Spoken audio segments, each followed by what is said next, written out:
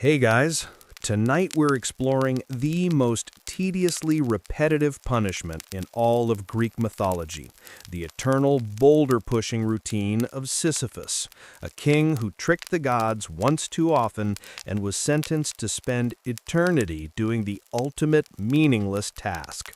From calculating the physics of moving a multi-ton rock up a mountain to developing the muscle memory needed for millions of repetitions, this is the story of mythology's most mind-numbing job. So, before you get comfortable, take a moment to like the video and subscribe, but only if you genuinely enjoy what I do here. And let me know in the comments where you're tuning in from and what time it is for you. It's always fascinating to see who's joining us from around the world. Now dim the lights, maybe turn on a fan for that soft background hum, and let's ease into tonight's journey together. Sisyphus was the king of Corinth, who made the catastrophic mistake of thinking he could outsmart the gods through clever schemes and technical loopholes in divine law. His crimes included chaining Death himself when Thanatos came to collect him, revealing Zeus's location to a river god in exchange for a water source, and generally treating the cosmic order like a legal contract that could be manipulated through creative interpretation rather than divine will that demanded absolute obedience. The boulder that became Sisyphus's eternal burden wasn't just any rock. It was a massive granite sphere that the gods specifically designed for maximum frustration and physical challenge. Ancient sources describe it as being large enough that Sisyphus had to use his entire body to move it, pushing with his shoulders, back, and legs, while the stone's weight pressed against him like a crushing burden that never became easier to bear.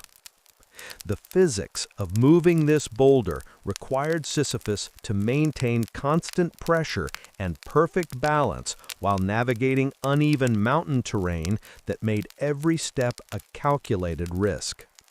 The rock's spherical shape meant it would roll backward immediately if his pressure decreased even slightly, while its massive weight created momentum that could crush him if he lost control during the ascent or attempted to change direction too quickly. The mountain itself was designed as the perfect torture device. Steep enough to require maximum effort, but not so steep that the task became physically impossible. The slope maintained a gradient that demanded constant exertion without providing any level stretches where Sisyphus could rest or build momentum for easier sections ahead. Every step required the same grinding effort with no variation or relief.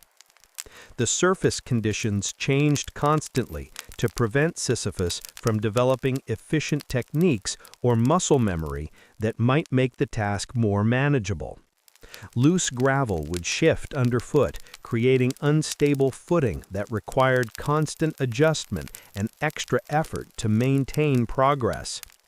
Rain made the surface slippery and dangerous, while heat created additional physical stress that compounded the exhaustion from boulder pushing.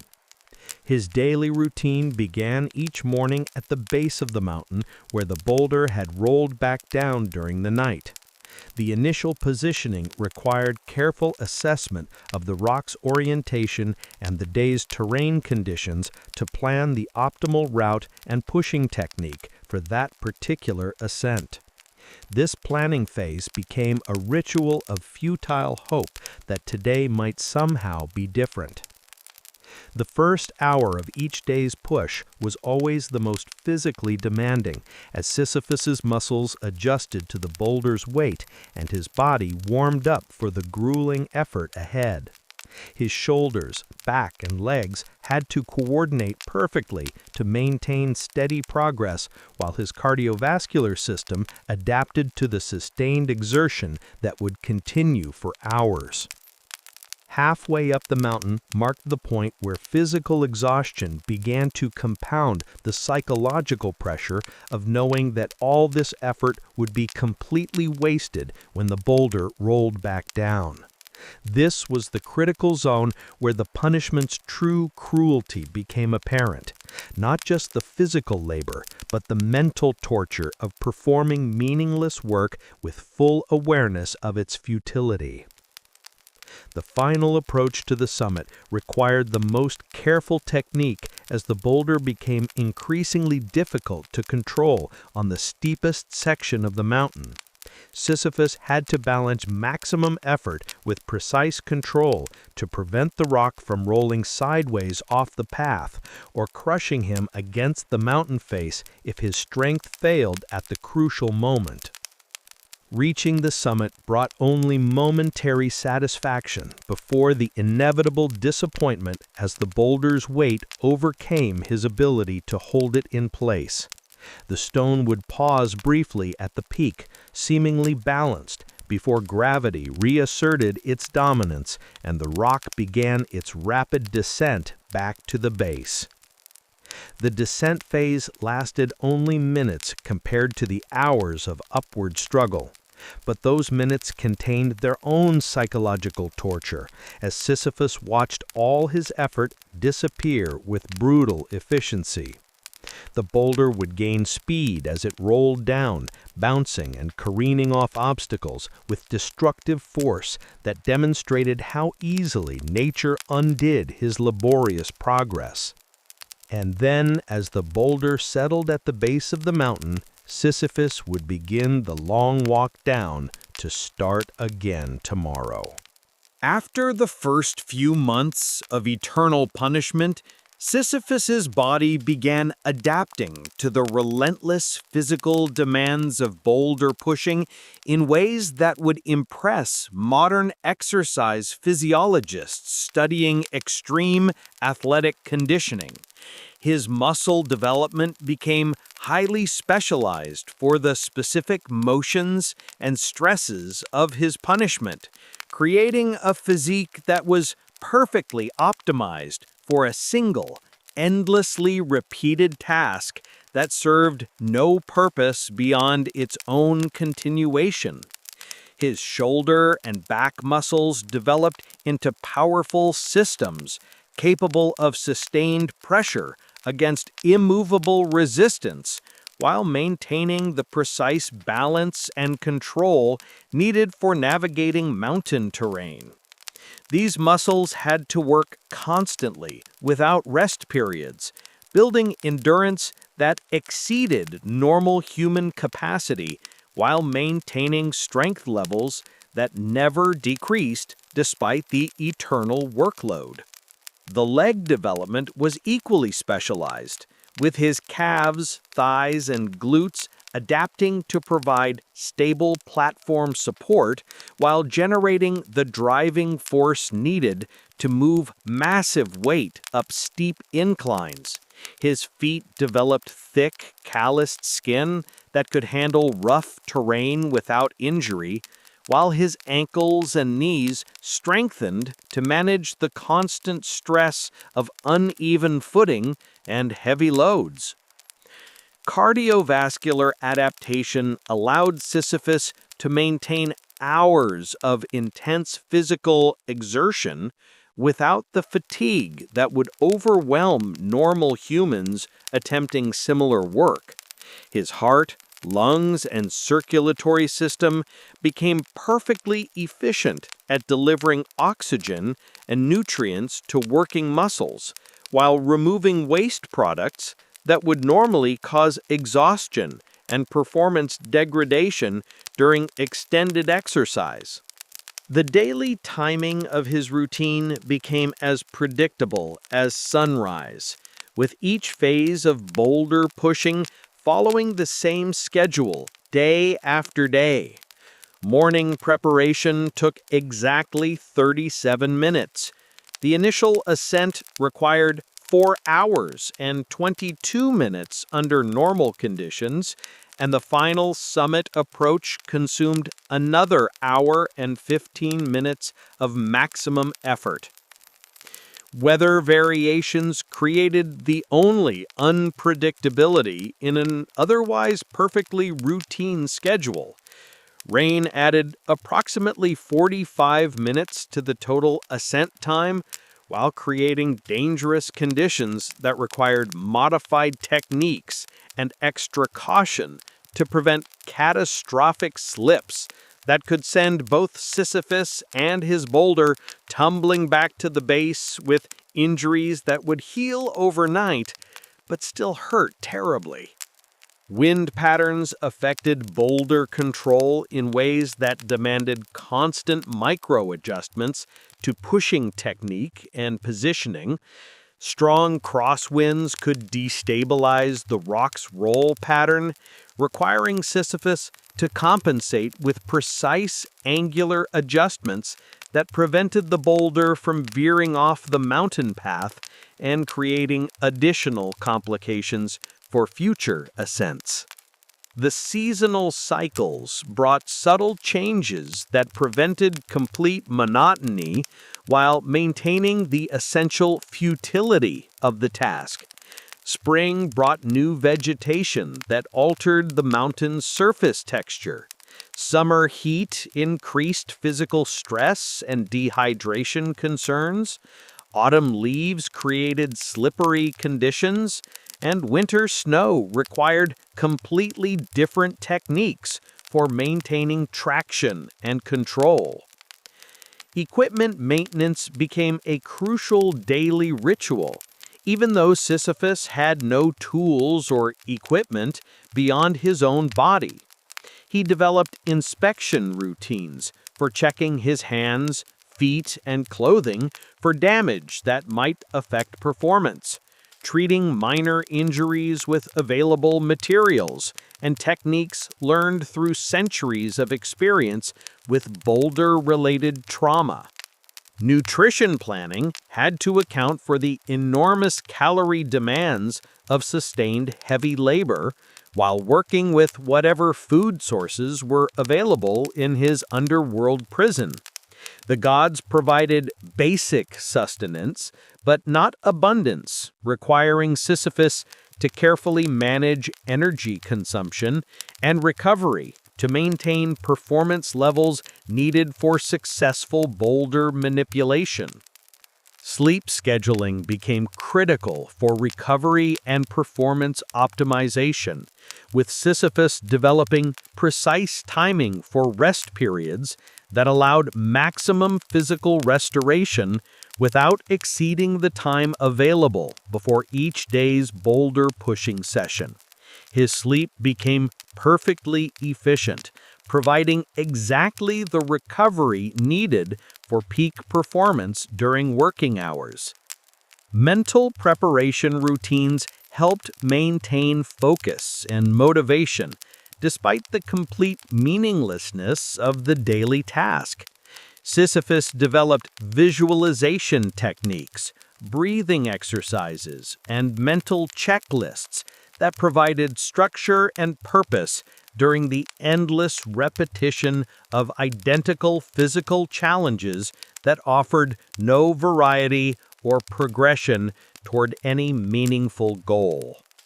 Technique refinement continued throughout centuries of practice as Sisyphus discovered minor improvements in efficiency and effectiveness that reduced physical stress while maintaining the same futile results.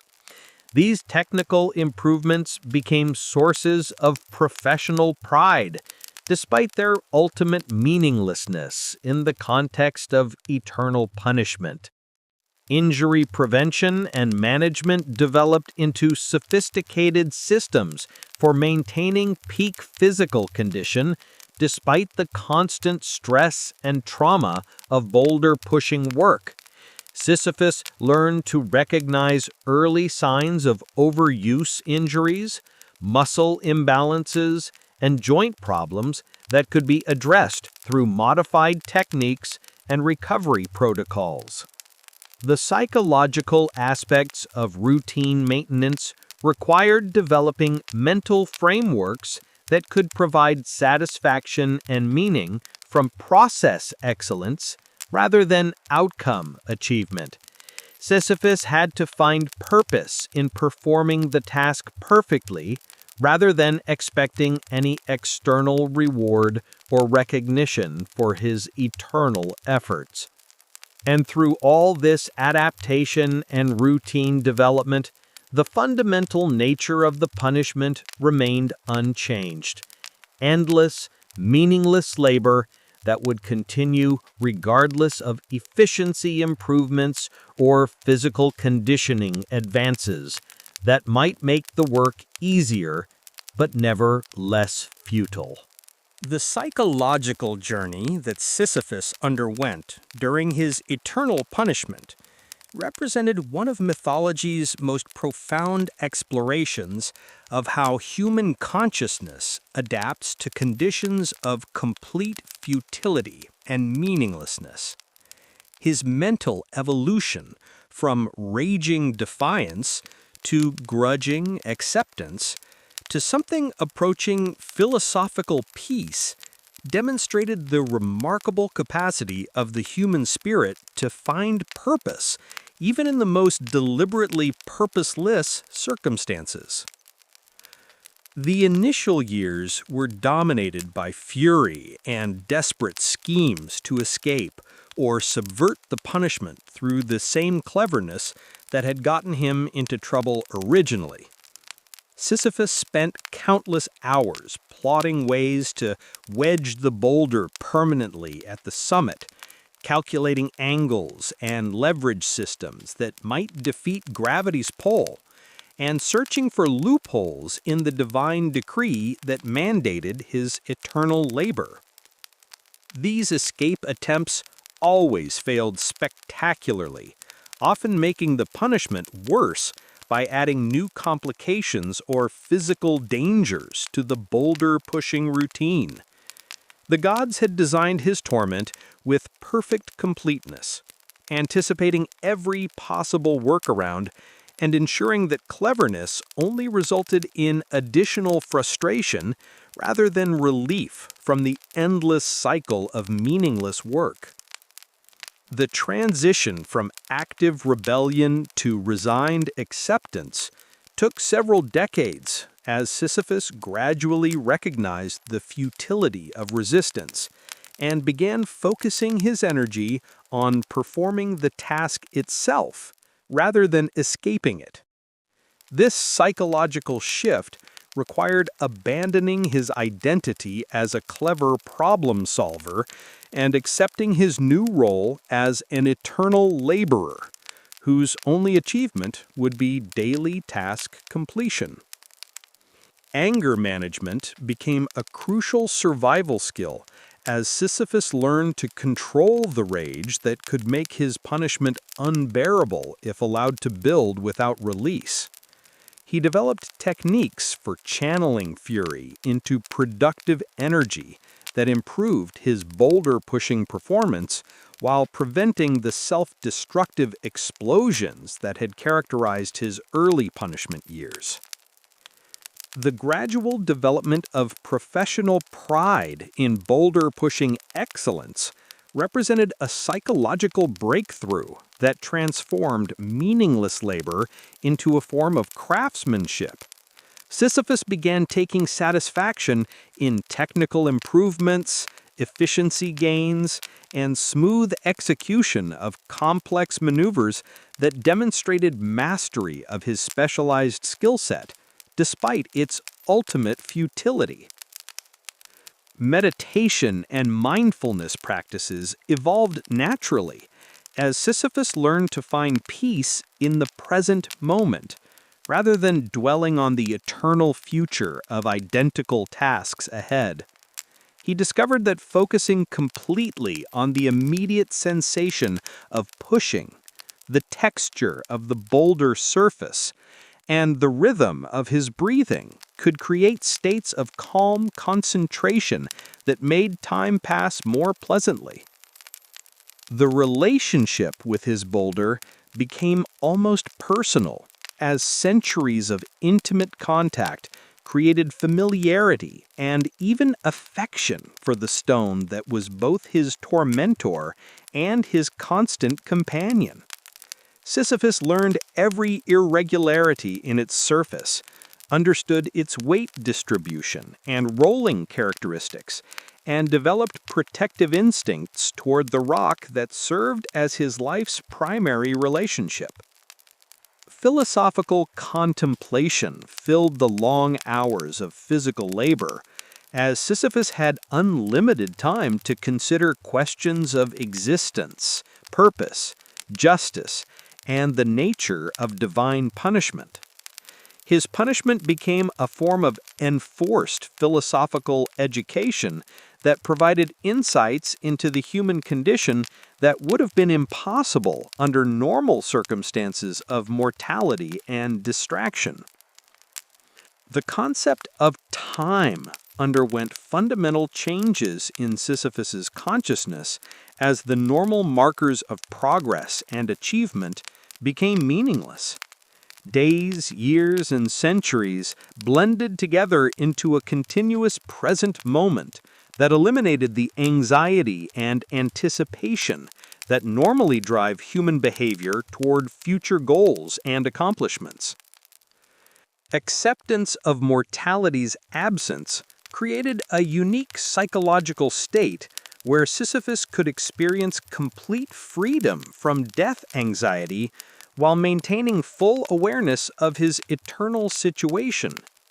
This freedom from mortality concerns allowed him to focus entirely on present moment experience, without the future planning and legacy worries that occupy normal human consciousness. The development of internal reward systems replaced external validation as Sisyphus learned to generate satisfaction and motivation from personal standards of excellence rather than recognition or achievement from others. His punishment became a masterclass in self-directed motivation and intrinsic goal setting that operated independently of social feedback or material rewards. Creativity emerged in unexpected ways, as Sisyphus found opportunities for artistic expression within the constraints of his repetitive task. He began experimenting with different pushing rhythms, creating patterns and variations that transformed boulder moving into a form of performance art that only he could appreciate, but which provided genuine aesthetic satisfaction.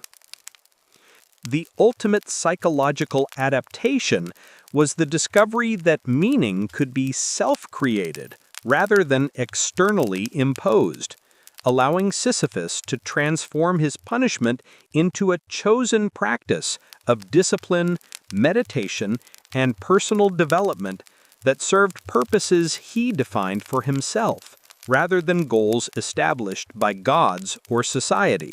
And in this psychological transformation, Sisyphus achieved a form of victory over his punishers by refusing to be defeated by meaninglessness, and instead creating personal significance from the raw materials of eternal, futile labor. The concept of eternity in Sisyphus's punishment wasn't just about infinite duration, but about the complete elimination of progress, change, and development that normally give meaning to human activities.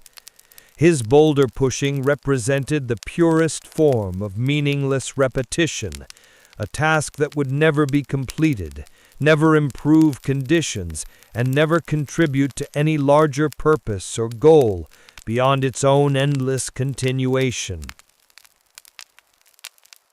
Mathematical implications of infinite repetition created paradoxes that challenged normal concepts of achievement and efficiency. No matter how much Sisyphus improved his boulder-pushing technique, the percentage of his eternal task that was completed remained exactly zero. Every day's work was simultaneously crucial and completely insignificant in the context of infinite remaining days ahead. Time perception underwent radical changes as the normal markers of progress and aging disappeared from Sisyphus's experience. Without seasons, years, or lifetime cycles to provide structure, time became an undifferentiated flow of present moments that had no relationship to past or future states of being or accomplishment. The absence of death created a unique existential condition where traditional human motivations based on limited lifespan became irrelevant. Sisyphus couldn't save time, build legacy, or make lasting improvements because infinity eliminated scarcity and urgency that normally drive human decision-making and priority setting.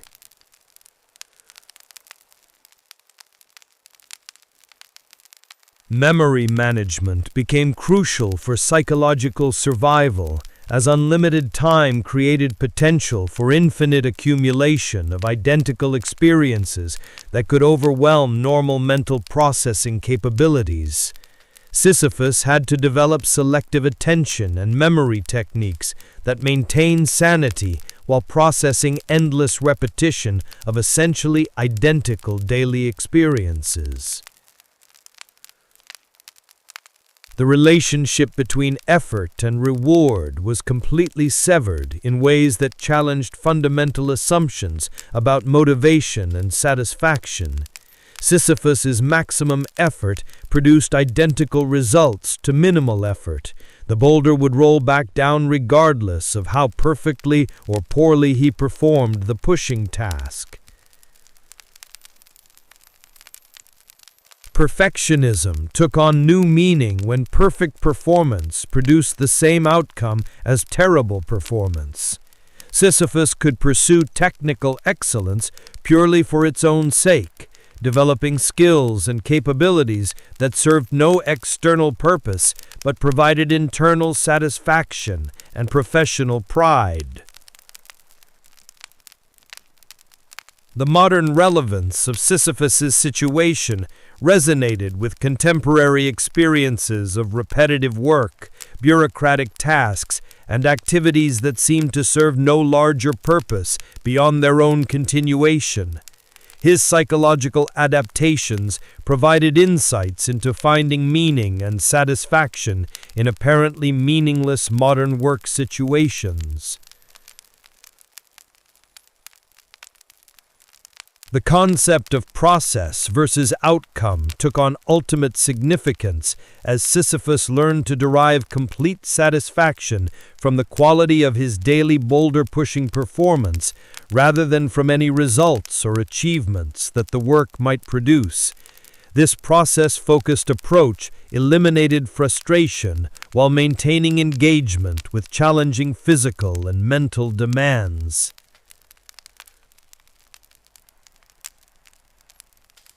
Spiritual development emerged from the complete elimination of external distractions and obligations that normally prevent deep contemplation and self-examination. Sisyphus's punishment became a form of enforced monastic retreat that provided unlimited time for meditation, reflection, and personal growth.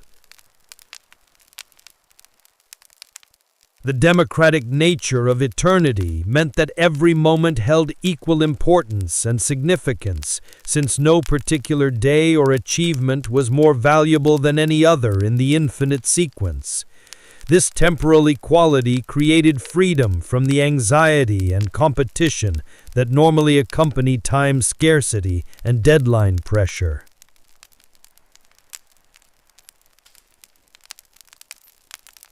Creativity flourished within constraints, as Sisyphus discovered countless variations and improvements that could be applied to boulder-pushing technique without changing the fundamental futility of the task. These creative expressions provided genuine satisfaction while respecting the parameters of his eternal punishment. The ultimate lesson of Sisyphus's adaptation was that meaning and purpose could be self-generated rather than externally imposed, allowing individuals to find satisfaction and dignity in any circumstances through conscious choice of attitude and internal value systems that operated independently of external validation or tangible achievements. And so Sisyphus continued his eternal labor, having transformed punishment into practice, meaninglessness into personal significance, and futile repetition into a form of moving meditation that demonstrated the indomitable capacity of consciousness to create purpose from the raw materials of experience, regardless of external circumstances or divine intentions. As we settle into our temporary lives with their limited time and finite opportunities, there's something both sobering and liberating about imagining eternal repetition that eliminates urgency while highlighting the importance of finding meaning in process rather than outcome, in daily practice rather than ultimate achievement. And in the peaceful darkness of our mortal world, where every day brings us closer to an ending that gives weight to our choices and urgency to our purposes, sleep comes with quiet appreciation for the temporary nature of our struggles and the eternal capacity of consciousness to find dignity and meaning even in the most challenging circumstances that existence can provide. Hey guys, tonight we're exploring the punishment of Tantalus, the Greek king whose eternal torment involved standing in a pool of water that receded whenever he tried to drink, under fruit trees that pulled away when he reached for food. From the horrific crime that earned him this fate to the precise psychological torture of being forever 1 inch away from relief, this is the story of mythology's most perfectly designed frustration. Tantalus was the king of Sisyphus in Lydia, a favored mortal who enjoyed unprecedented access to the gods and their divine society. Unlike other mortals who might glimpse the gods occasionally or receive their messages through dreams and omens, Tantalus was regularly invited to divine banquets on Mount Olympus, where he dined with Zeus, Hera, and the other immortals as if he were their equal rather than their creation. This extraordinary privilege came with expectations of gratitude, reverence, and proper behavior that befitted someone granted such unprecedented access to divine society. The gods trusted Tantalus with their secrets, shared their ambrosia and nectar, and treated him as a valued friend rather than a mere subject to be commanded from afar. But Tantalus's access to divine privilege corrupted his judgment and led him to commit crimes that violated the most fundamental boundaries between mortal and immortal realms.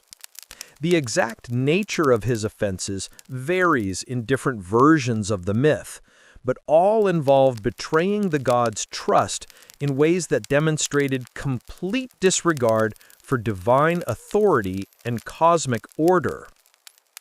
One version claims that Tantalus stole ambrosia and nectar from the gods' table and shared these divine substances with ordinary mortals, essentially distributing immortality to people who were meant to remain mortal. This theft represented not just stealing property, but undermining the fundamental distinction between gods and humans that maintained cosmic hierarchy and universal order. Another account describes Tantalus revealing divine secrets to mortals, sharing confidential information about the god's plans, weaknesses, and private affairs that he had learned during his privileged access to Mount Olympus. This betrayal of trust violated the sacred confidence that the gods had placed in him and potentially endangered divine security and authority over mortal affairs. The most horrific version of his crime involves Tantalus murdering his own son Pelops and serving the child's flesh to the gods at a banquet, supposedly to test whether the immortals could detect human meat disguised as regular food.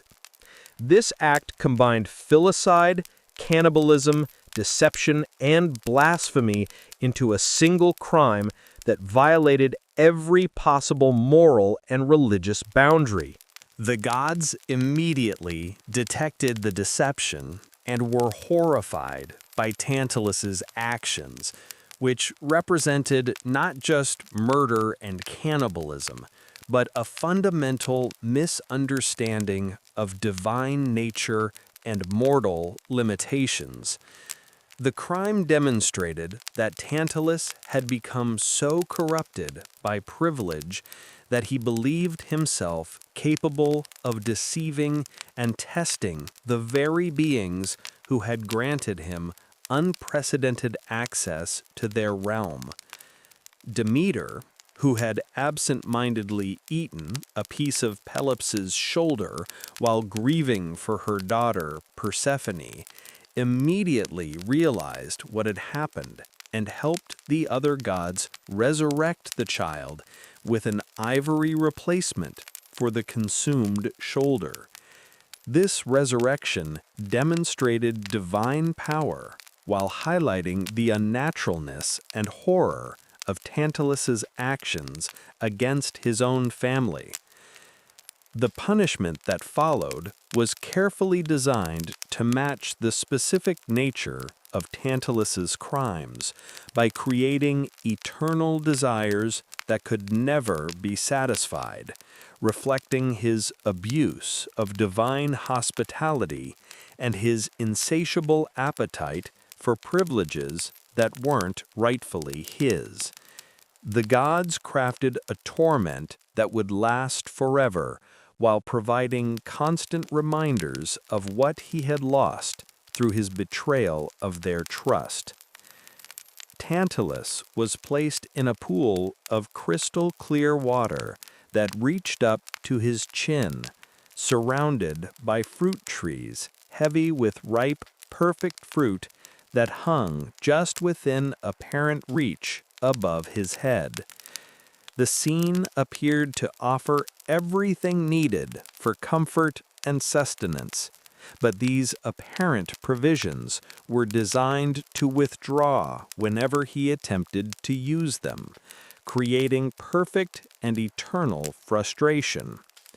The water would recede instantly whenever Tantalus lowered his head to drink, dropping below his reach and leaving him standing on dry ground that mocked his thirst with its sudden absence of the relief that had seemed so close and readily available just moments before. Similarly, the fruit-laden branches would lift away from his grasp whenever he reached upward, pulling the nourishment beyond his fingers just as they were about to close on the perfect, ripe fruit that promised to end his hunger. The physical sensations of eternal thirst and hunger that Tantalus experienced went far beyond ordinary human discomfort, representing sustained biological distress at levels that would normally cause death, but which immortal punishment prevented from providing the relief of ending. His body maintained all the normal physiological responses to dehydration and starvation while being magically sustained in a state where these conditions never improved but also never proved fatal. Thirst at the level Tantalus experienced created constant mouth dryness that made swallowing difficult and speaking painful, while his tongue became thick and leathery from dehydration that persisted without relief. His throat felt raw and constricted, creating the sensation of choking that made every breath uncomfortable, while the sight of clear, cool water just inches away intensified the psychological torture of his physical distress. The water itself was perfectly designed to maximize temptation and frustration, appearing crystal clear and refreshingly cool, while maintaining the perfect temperature and clarity that would provide immediate relief from his burning thirst. When he bent forward to drink, he could see his reflection in the surface and feel the water's coolness radiating upward, making the receding liquid even more tantalizingly out of reach. Hunger pangs created constant cramping and gnawing sensations in his stomach that intensified whenever he looked at the perfect fruit hanging above his head. The metabolic distress of starvation affected his entire body, creating weakness, dizziness, and the kind of desperate food cravings that made every piece of visible fruit appear more delicious and necessary than anything he had ever desired. The fruit itself was presented in perfect ripeness and variety, displaying every type of delicious food that could satisfy different aspects of hunger and nutritional need.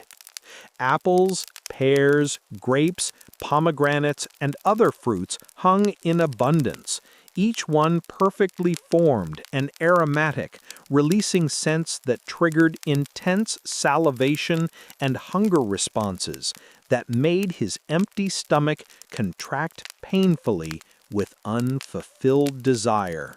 The timing of the water's recession and the fruit's withdrawal was calibrated with perfect precision to maximize psychological impact and prevent any possibility of success. The water would remain available until the exact moment when Tantalus's lips were about to make contact, then disappear instantly, leaving him with the taste of anticipated relief replaced by bitter disappointment and renewed desperation for the drink that had seemed so close.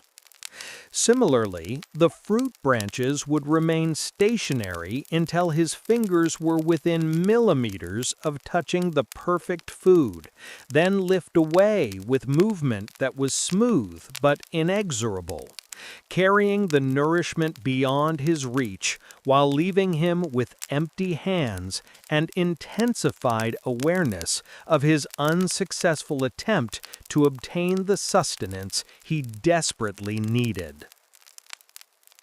The physical positioning required for these attempts created additional discomfort as Tantalus had to maintain uncomfortable postures while reaching for water and fruit that would ultimately evade his grasp. Bending forward to drink required straining his neck and back, while reaching upward for fruit created shoulder and arm tension that added physical discomfort to the psychological frustration of his unsuccessful attempts to obtain relief. The cyclical nature of his attempts meant that Tantalus experienced the same sequence of hope, effort, and disappointment countless times each day, with each cycle reinforcing his growing awareness that success was impossible, while the intensity of his thirst and hunger continued to increase without any possibility of satisfaction. Sleep provided no escape from the physical discomfort of thirst and hunger, as his immortal punishment maintained these sensations even during rest periods. Dreams of drinking cool water or eating delicious fruit would intensify his waking desperation, while nightmares of endless failed attempts created psychological distress that compounded the physical torture of his eternal deprivation. The sensory intensification that accompanied his punishment made every aspect of water and food more noticeable and desirable than they had ever been during his mortal life. The sound of water movement, the visual appeal of perfect fruit, and the aromatic qualities of food became overwhelmingly intense stimuli that created constant temptation and reinforced his awareness of what he was being denied through divine justice. Temperature variations in his punishment environment added another layer of physical discomfort, as heat would intensify his thirst, while cool breezes made the water appear even more refreshing and necessary. Similarly, the scent of ripe fruit became more intense during periods when his hunger was most severe, creating perfect timing that maximized his suffering while preventing any adaptation or habituation to his circumstances. The medical aspects of sustained dehydration and starvation would normally progress to organ failure and death. But Tantalus's immortal state maintained his body at the precise point of maximum discomfort without allowing the biological processes to complete their natural progression to unconsciousness and death that would provide escape from his punishment through physical collapse. And so Tantalus remained trapped in perfect physical distress that could neither be satisfied nor escaped, experiencing eternal biological torture that served as constant reminder of the divine trust he had violated. The psychological dimension of Tantalus's punishment was arguably more sophisticated and cruel than the physical discomfort, designed to create mental anguish through the specific torture of false hope and repeated disappointment that prevented any adaptation or acceptance that might reduce his suffering. The gods crafted a torment that attacked his sanity through precisely calibrated cycles of expectation and failure that maintained maximum psychological distress. Hope became Tantalus's greatest enemy, as each new attempt to reach water or fruit required maintaining optimism that this time would be different, despite countless previous failures that should have eliminated any rational expectation of success.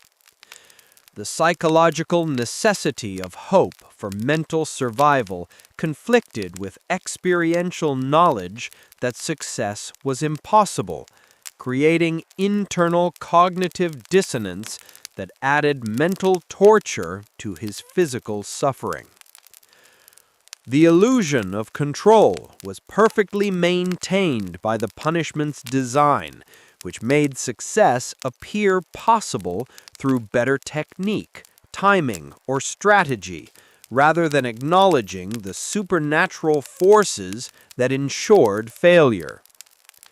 Tantalus could convince himself that faster movements, different angles, or more careful approach would allow him to reach the water or fruit before they withdrew from his grasp, maintaining the delusion that success remained achievable through improved human effort. Memory became both blessing and curse, as Tantalus retained perfect recall of what water and food tasted like, making his current deprivation more acute through comparison with past satisfaction, while also providing the sensory memories that maintained his desperate desire for substances he could no longer obtain. His mind held detailed information about experiences he could never have again, creating internal torture through nostalgic longing for irretrievable pleasures. Anticipation became a form of psychological torture as each approach to water or fruit involved building mental expectation of relief that would be crushed moments later through inevitable failure. The emotional preparation for satisfaction made the subsequent disappointment more devastating, while the cycle of anticipation and frustration created emotional whiplash that prevented psychological stability or adaptation. The proximity of relief intensified the psychological torture by maintaining constant visual and physical reminders of exactly what he was being denied.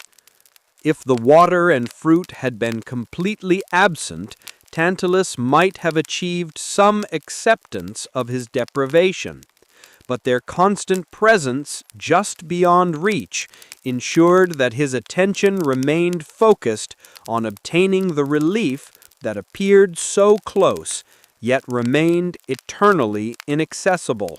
Rational thought became increasingly difficult as the chronic stress of repeated failure and sustained physical discomfort affected cognitive function and decision-making abilities. The combination of dehydration, starvation, and psychological frustration created mental fog that made it harder to think clearly while simultaneously increasing emotional reactivity to each new disappointment that occurred during his unsuccessful attempts.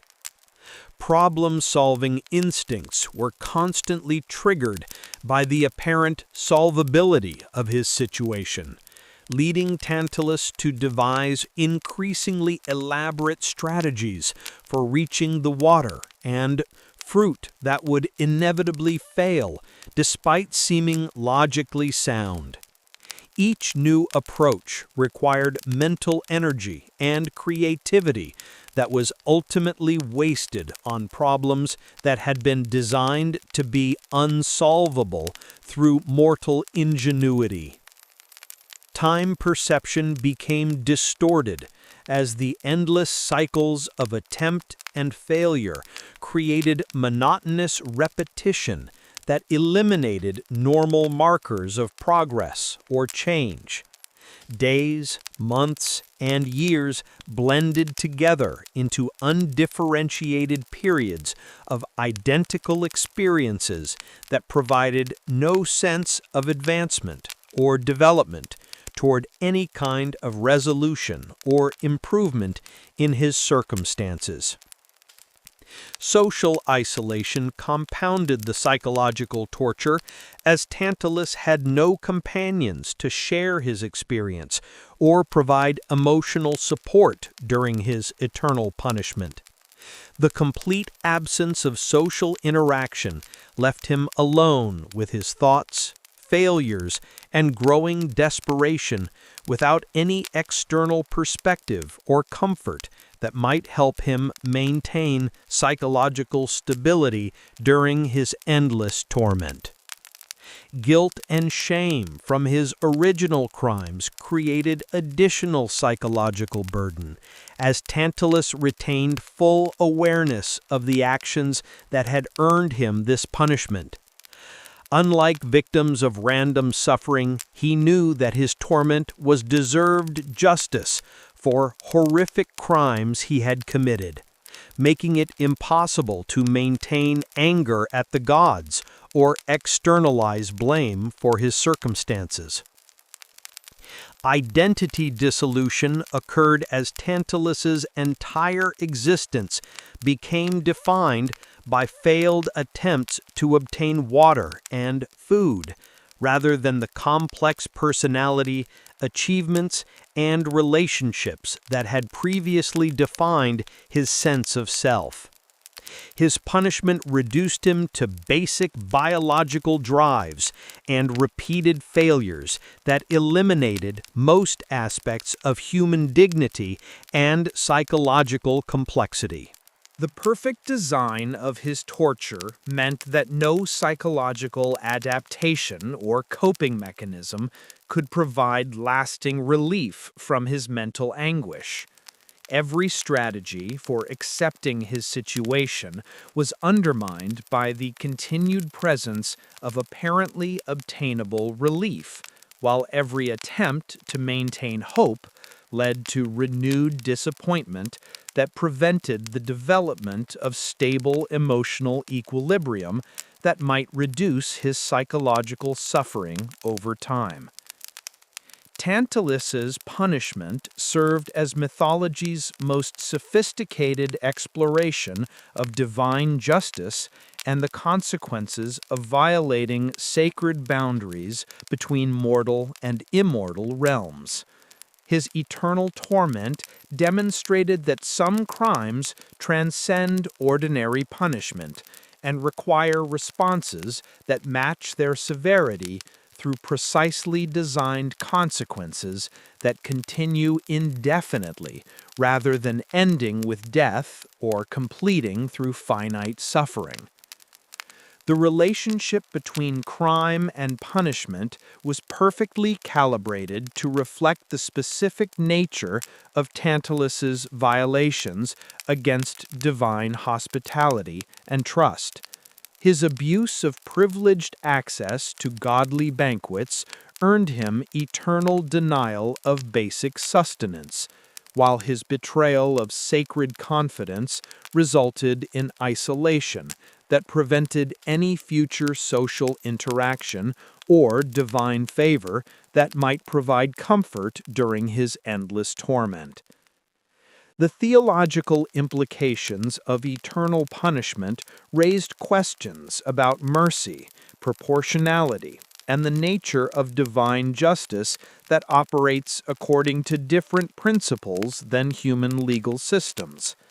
The gods' response to Tantalus's crimes emphasized perfect justice rather than forgiveness or rehabilitation, creating consequences that would continue indefinitely without possibility of appeal, reduction, or eventual release through good behavior or repentance.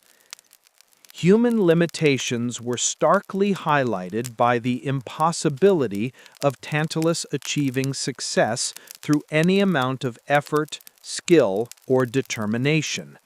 His punishment demonstrated that mortal capabilities were fundamentally insufficient to overcome divine will, regardless of intelligence, persistence, or creative problem-solving that might succeed in purely human contexts but proved utterly useless against supernatural obstacles.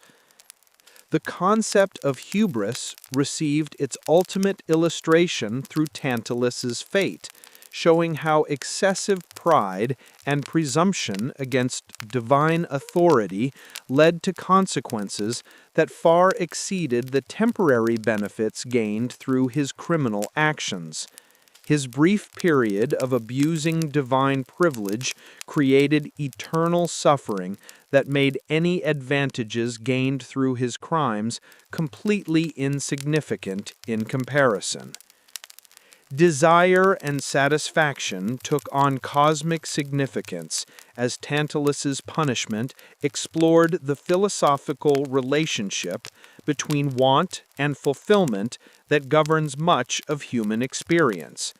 His eternal frustration demonstrated how desire without possibility of satisfaction becomes pure torture, while the constant presence of apparently available relief prevented the acceptance that might come from complete absence of desired objects. The nature of hope was examined through Tantalus's impossible situation, where maintaining hope was psychologically necessary for survival, but guaranteed continued disappointment that increased his suffering. His punishment showed how hope could become an instrument of torture when success remained permanently impossible despite appearing constantly achievable through better effort. Modern psychological insights about frustration, addiction, and compulsive behavior found ancient expression in Tantalus's endless cycles of attempt and failure that paralleled contemporary understanding of how repeated disappointment creates psychological damage while the brain's reward systems continue seeking satisfaction that never comes, creating mental patterns that increase rather than decrease suffering over time. The educational function of mythological punishment was perfectly realized through Tantalus's story, which provided moral instruction about respecting divine boundaries and understanding human limitations within cosmic hierarchy. His fate served as eternal warning to mortals who might consider abusing privileged relationships with divine powers or violating sacred trusts that maintain order between different levels of existence. Justice as cosmic principle rather than human institution was demonstrated through punishment that operated independently of mortal legal systems and continued beyond death into eternal consequences that reflected universal rather than temporal standards of right and wrong.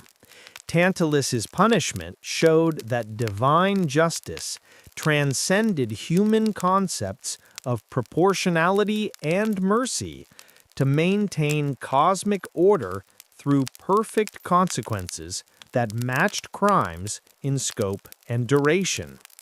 The impossibility of redemption or escape from divine punishment emphasized the permanent nature of some consequences and the importance of making correct choices initially, rather than assuming that mistakes could always be corrected or forgiven through later actions.